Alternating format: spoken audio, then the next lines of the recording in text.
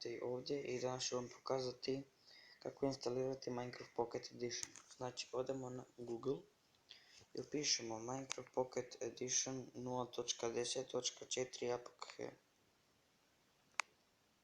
Odemo na ovaj drugi ovdje.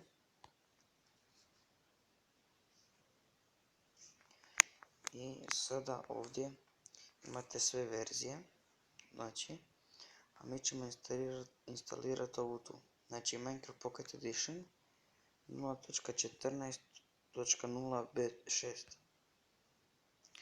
To. U ovaj tu kvadrat upišete ova slova, znači 1.5 na 1.5 CNS.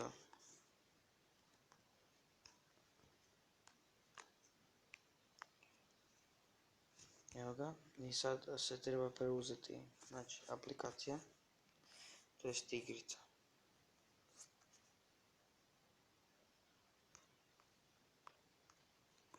I sada kada se preuzela aplikacija, odemo na to, kliknemo i stisnemo ovdje instaliraj. I tu pričekamo dok se ne instalira. Trebat će malo duže. I samo da pričekamo. I evo nas, da ne biste rekli, znači stisnemo otvori.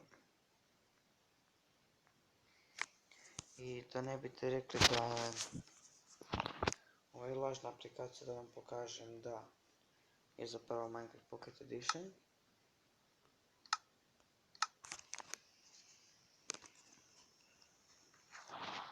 Evo ga. Evo ga, tu imate sve, znači, za raditi.